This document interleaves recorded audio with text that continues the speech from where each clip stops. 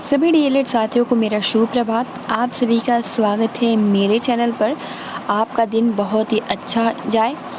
देखिए फ्रेंड्स, इस क्लास की जो टाइमिंग होती है वर्तमान भारतीय समाज और प्रारंभिक शिक्षा यूपी डीएलएड सेकंड सेमेस्टर का ये प्रथम पेपर होता है। ये 50 नंबर का होता है और इसमें से 25 नंबर लाना अनिवार्य होता है। और ये जो चैप्टर या आप कह सकते हो जो सब्जेक्ट है बहुत ज़्यादा ऑथेंटिक फैक्ट होते हैं जिसको आप इस तरीके से रट नहीं सकते हो, याद करना ही करना होगा इसको। ठीक है, अपने मन से भी बनाकर इसको नहीं लिख सकते हो। ये जितने भी एक फैक्ट हैं आप कह सकते हो हिस्ट्री जैसे होता है ना, उसी प्रकार से है। तो चलिए शुरू करते हैं, लेकिन उससे पहले मैं आप सभी को बता दूं कि हम पवन सीरीज के जितने भी ऑब्जेक्टिव टाइप क्वेश्चन थे पूरा डिस्कस कर लिया है और अति लघु स्टार्ट कर रहे हैं, जिसमें हम वीडियो के एंड में 1 या 2 प्रश्न पूछते हैं जिसका आंसर आप सभी को करना होता है। ठीक है, तो हमने भी कल क्वेश्चन 2 किया था कि पहला पंचपदी प्रणाली के जनक कौन है, और दूसरा जो क्वेश्चन था कि मनोविज्ञान और निर्देशन विभाग कहाँ पर है। इसलिए मैं क्वेश्चन पूछती हूँ ताकि 2 क्वेश्चन आप सभी का बन जाए। अगर आपने इतना टाइम दे रहे हो तो आप सभी के 2 क्वेश्चन, क्योंकि जब आंसर करते हो ना तो उससे क्या होता है एक्टिविटी बनी रहती है। तो ये क्योंकि कभी भी मैं क्वेश्चन पूछूंगी तो इसलिए शुरू में जब मैं पढ़ाती हूँ तो आप ध्यान से पढ़ेंगे ताकि आप आंसर सही में कर सको। तो 2 क्वेश्चन हमने पूछा था कि पंचपदी प्रणाली के जनक कौन है और मनोविज्ञान और निर्देशन विभाग कहाँ पर है। तो फ्रेंड्स, इसका जो आंसर 3 प्रशिक्षुओं ने किया है, चलिए देख लेते हैं। जैसे कि आप देख सकते हो कि अंकित मौर्य ने आंसर बिल्कुल सही किया है। इन्होंने आंसर किया है कि जो प्रयागराज में क्या स्थित है, तो जो आपका मनोविज्ञान बहुत ज़्यादा महत्वपूर्ण, देखिए क्वेश्चन में बार बार इसीलिए रिपीट कर रही हूँ, जो मनोविज्ञान और निर्देशन विभाग कहाँ पर स्थित है, तो इलाहाबाद यानी प्रयागराज में स्थित है। और उसके बाद देखिए प्रगति श्रीवास्तव ने आंसर किया था कि जो मनोविज्ञान, इन्होंने भी आंसर बिल्कुल सही किया है। ठीक है, इलाहाबाद, वेरी गुड। उसके बाद देखिए इन्होंने दूसरे का आंसर दिया था कि हमने पूछा था कि पंचपदी प्रणाली के जनक कौन है, हर्बर्ट ने। उसके बाद से वंदना कन्नौजिया ने आंसर बिल्कुल सही किया था, हर्बर्ट ने आंसर यानी बिल्कुल सही है, पंचपदी प्रणाली के जनक है हर्बर्ट। तो फ्रेंड्स, ये थे कल के क्वेश्चन। चलिए आज के क्वेश्चन स्टार्ट करते हैं। ठीक है, देखिए चलिए शुरू करते हैं, जिसमें सबसे पहला प्रश्न है कि ग्राम शिक्षा समिति का सचिव कौन होता है। बहुत ज़्यादा महत्वपूर्ण है। ग्राम शिक्षा समिति का सचिव जो होता है वो होता है प्रधानाध्यापक। अगला जो प्रश्न है कि राज्य शिक्षा संस्थान कहाँ है, तो राज्य शिक्षा संस्थान आप सभी को मैंने रिलेट करके बताया था, आंग्ल भाषा शिक्षा ये सभी कहाँ है, तो इलाहाबाद में है। तो इस तरीके से राज्य शिक्षा संस्थान कहाँ है, तो इलाहाबाद में। और हिंदी सीखने के लिए हम कहाँ जाते हैं, केवल वाराणसी। यानी देख सकते हो अगला जो प्रश्न है राज्य हिंदी संस्थान कहाँ है, वाराणसी। देख सकते हो जस्ट मैंने अभी बताया आंग्ल शिक्षण संस्थान शिक्षा आंग्ल भाषा ग्रहण करने के लिए कहाँ जाते हैं, इलाहाबाद। तो इस तरीके से आंग्ल भाषा शिक्षण संस्थान कहाँ है, इलाहाबाद में। अब देखिए फ्रेंड्स, अगला जो प्रश्न है कि बौद्धकालीन शिक्षा के अंतर्गत मठ में प्रवेश के पहले कौन सा संस्कार होता है। बहुत ज़्यादा महत्वपूर्ण प्रश्न है और ये 2015 का भी पूछा हुआ प्रश्न है। ठीक है, यानी जब देखिए एक और अगर मैं आप सभी से क्वेश्चन पूछूं कि जब मुस्लिम कालीन में जब वो शिक्षा ग्रहण करने के लिए जाते हैं तो कौन सा संस्कार किया जाता है। इसका अगर आप सभी को आंसर आता है तो आप कमेंट्स बॉक्स में बता सकते हो। फिलहाल इसका जो आंसर हो जाएगा वो हो जाएगा प्रवज्जा संस्कार। ठीक है, यहाँ पे राइट आंसर हो जाएगा प्रवज्जा संस्कार। देखिए अगला जो प्रश्न है कि शिक्षा के किस उद्देश्य के अंतर्गत व्यक्ति के उच्चतम विकास अथवा आत्मज्ञान पर बल दिया जाता है। देख सकते हो ये 2015 का पूछा हुआ प्रश्न है। तो शिक्षा के किस उद्देश्य के अंतर्गत, तो फ्रेंड्स यहाँ पर जो राइट आंसर हो जाएगा शिक्षा के आदर्शवाद। ठीक है, आदर्शवाद उद्देश्य के अंतर्गत व्यक्ति के उच्चतम विकास अथवा आत्मज्ञान पर बल दिया जाता है। अगला जो प्रश्न है कि वह शिक्षा जिसमें किसी निश्चित पाठ्यक्रम विद्यालय तथा वातावरण की आवश्यकता नहीं होती है, वह कौन सी शिक्षा है। तो फ्रेंड्स यहाँ पर जो राइट आंसर हो जाएगा प्रकृतिवाद। प्रकृतिवाद में ऐसा कहा जाता है कि इसमें किसी भी निश्चित पाठ्यक्रम की या किसी भी निश्चित विद्यालय की, या आप ये नहीं कह सकते हो कि एक निश्चित वातावरण में ही आप सभी को शिक्षा दी जाए। ये आवश्यकता, इसके नीड्स नहीं होती है। ये किस में बोला जाता है? तो फ्रेंड्स, ये प्रकृतिवाद में बोला जाता है। यह भी 2015 का पूछा हुआ प्रश्न है। अब देखिए अगला जो प्रश्न है कि विद्यालय प्रकृति की गोद में स्वतंत्र एवं खुले वातावरण में हो, यह विचार किसने दिया? यानी जो विद्यालय है वो प्रकृति की गोद में स्वतंत्र एवं खुले वातावरण में हो, ये विचार किसने दिया है? और बहुत अच्छा दिया है। ये जो स्टेटमेंट दिया है रूसो ने दिया है, और ये 2015 का पूछा हुआ प्रश्न है। अगला जो प्रश्न है कि छात्रों को गतिविधि या उदाहरण के माध्यम से पाठ पढ़ाते समय ही व्याकरण शिक्षण सहजता से पढ़ाने की वकालत किसने की है?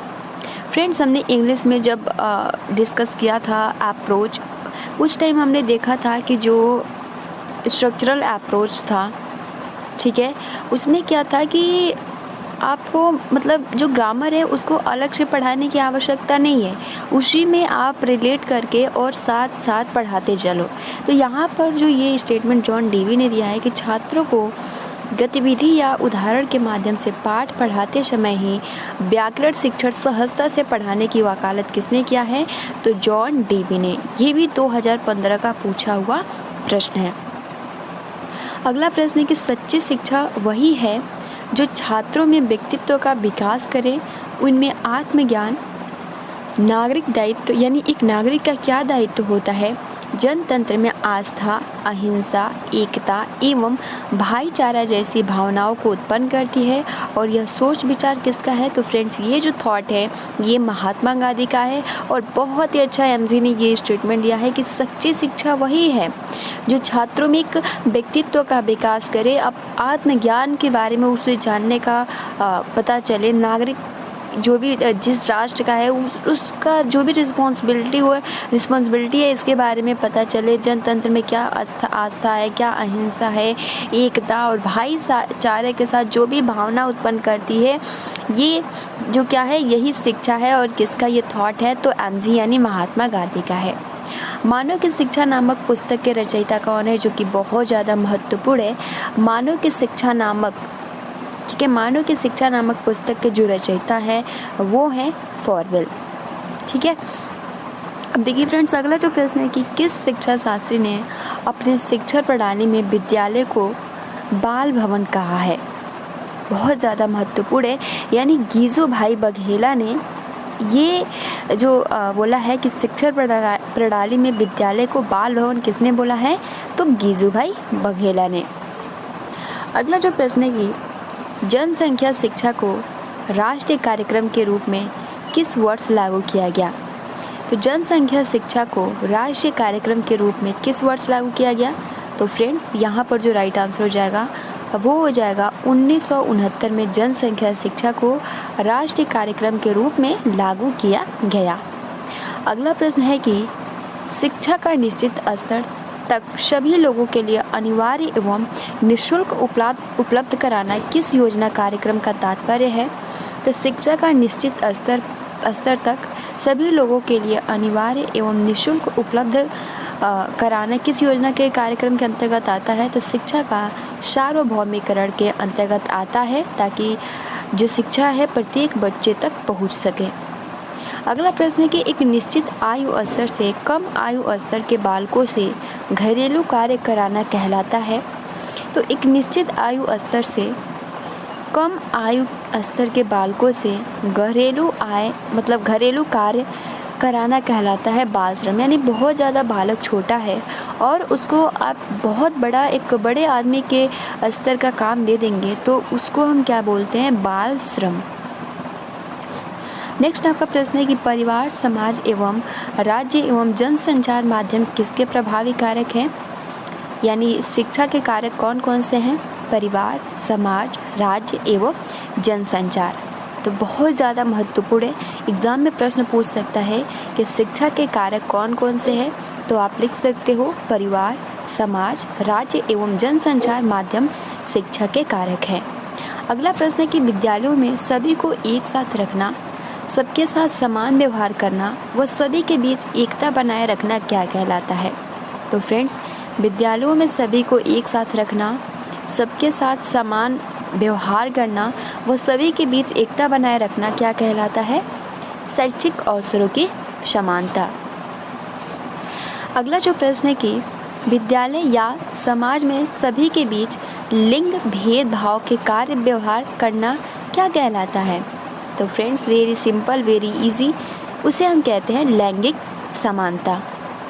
अगला जो प्रश्न है कि वैदिक साहित्य में शिक्षा शब्द का प्रयोग किन अर्थों में किया गया है? तो वैदिक साहित्य में शिक्षा शब्द का प्रयोग विद्या, ज्ञान, बोध और विजय के रूप में प्रयोग किया गया है। बौद्ध कालीन में शिक्षा का मुख्य उद्देश्य क्या था? तो फ्रेंड्स, बौद्ध कालीन में शिक्षा का प्रमुख उद्देश्य था मोक्ष। शिक्षा में प्रयोजनवाद के जन्मदाता कौन है, जो कि बहुत ज़्यादा महत्वपूर्ण है? शिक्षा में प्रयोजनवाद के जन्मदाता है चार्ल्स पियर्स, 1839 से 1914 के बीच में। अगला जो प्रश्न है कि सर्वोत्तम शिक्षा वही है जो संपूर्ण सृष्टि से हमारे जीवन का सामंजस्य स्थापित करता है, यह कथन किसका है? तो सर्वोत्तम शिक्षा वही है जो संपूर्ण सृष्टि से हमारे जीवन का सामंजस्य स्थापित करता है। ये जो स्टेटमेंट दिया है वो रविंद्रनाथ टैगोर ने दिया है। अगला जो प्रश्न है कि बालकों को बाल देवो भव, उन्होंने तो वातावरण यानी जब जीजू भाई क्या बोलते हैं कि उनका जो अभी हमने ये वाला जो स्टेटमेंट देखा था कि किस शिक्षा शास्त्री ने विद्यालय को बाल भवन कहा है, सेम उसी से रिलेट करके ये भी क्वेश्चन है कि बालकों को बाल देवो भव की संज्ञा किसने दी थी? तो फ्रेंड्स, उन्होंने ही दी थी, यानी गिजुभाई बघेला ने। लास्ट आज का प्रश्न है कि मॉन्टेसरी की शिक्षण विधि कितने भागों में विभाजित की गई है? तो फ्रेंड, मॉन्टेसरी की शिक्षण विधि जो है यह कितने भागों में, तो आप याद कर सकते हो 3, जिसमें कर्म इंद्रियों की शिक्षा, ज्ञान इंद्रियों की शिक्षा, पढ़ने लिखने व गणित की शिक्षा। तो फ्रेंड्स, ये आज हमने अति लघु उत्तरीय प्रश्न डिस्कस किए, जो कि जितने भी प्रश्न थे बहुत ज़्यादा महत्वपूर्ण थे और आई होप कि आपको बहुत ही आसानी से समझ में भी आ गए होंगे। इसको रटने की बिल्कुल भी आवश्यकता नहीं है। अब चलिए क्वेश्चन ऑफ द डे। आज का जो हमारा सबसे पहला क्वेश्चन है कि यह किस में कहा जाता है या किस विचारधारा में कहा जाता है कि शिक्षा के लिए किसी एक निश्चित पाठ्यक्रम या एक निश्चित वातावरण की आवश्यकता नहीं होती है? ये किस में कहा जाता है? क्या प्रयोजनवाद में कहा जाता है, या फिर आदर्शवाद में कहा जाता है, या फिर प्रकृतिवाद में कहा जाता है, या इन तीनों में कहा जाता है? उसके बाद देखिए फ्रेंड्स, ये जो स्टेटमेंट किसने दिया है कि रूसो काम ने जो स्टेटमेंट दिया है कि जो प्रकृति है, ठीक है, यानी शिक्षा वहाँ लेनी चाहिए। आप कह सकते हो कि जो प्रकृति है वही एक शिक्षा का पूरा वातावरण है, जहाँ हम बहुत ही आसानी के साथ शिक्षा ले सकते हैं। जस्ट देखिए, मैंने किताबी भाषा में आप सभी से क्वेश्चन नहीं किया है, लेकिन आप बहुत ही आसानी के साथ आंसर कर सकते हो। जैसे मैंने आंसर तो इसको पहले ही बता दिया रूसो। चलिए दूसरा क्वेश्चन आप सभी से हम पूछते हैं, जिसका आंसर आप सभी को बहुत इजी क्वेश्चन पूछ रही हूँ, ठीक है, जिसका आंसर आई होप कि आप बहुत ही आसानी के साथ कर देंगे।